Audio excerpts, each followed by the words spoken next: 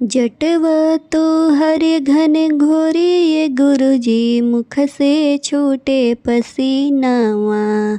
जटवा तो हर घन घोरी ये गुरुजी मुख से छूटे पसीनावा। सुरतिया पतोहरे लोटे नगिनिया यही कवन महीनावा। सुरतिया पतोहरे लोटे नगिनिया यही कवन महीनावा। जेठ नहीं आई बे आषाढ़ नहीं आई बे सावन महीनावा। जेठ नहीं आई बे आषाढ़ नहीं आई में सावन महीनावा। जलवा भरी भरी के रखिए ये सिसिया रहबे पूरा महीनावा। जलवा भरी भरी के रखिए ये सिसिया रहबे पूरा महीनावा। सोना चढ़ाई में चांदी चढ़ाई बे हीरा के हारावा। सोना चढ़ाई में चांदी चढ़ाई बे हीरा के हारावा। हमारा घरे अइहा ये भोला जी करबे तोहार सिंगारवा।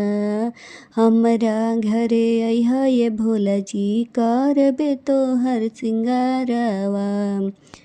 सोना न चाही चांदी न चाही न हीरा के हारावा।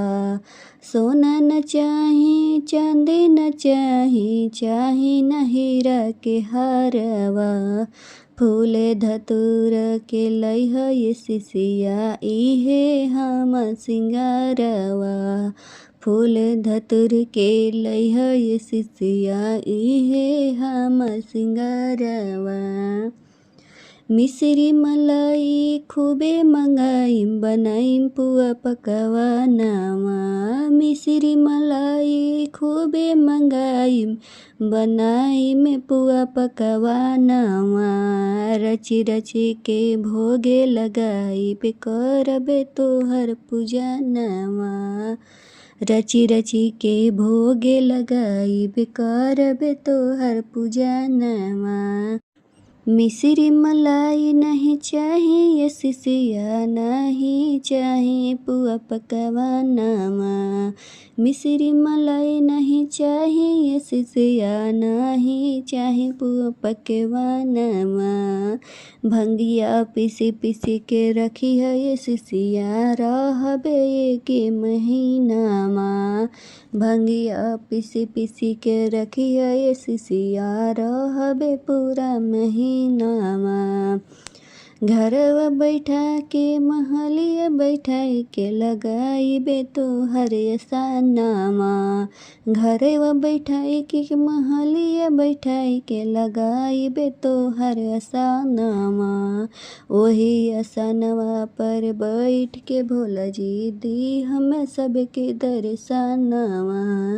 ओही असानवा पर बैठ के भोला जी दे हमें सबके दर्शनवा। नहीं चाही महल अटारी न चाही कवनो घरवा।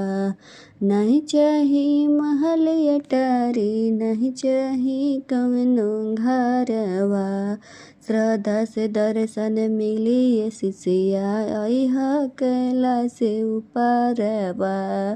श्रद्धा से दर्शन मिली ये सिसिया अइहा कैला से उपारवा। जटवा तो हरे घने घोरी ये गुरुजी मुख से छूटे पसीनावा।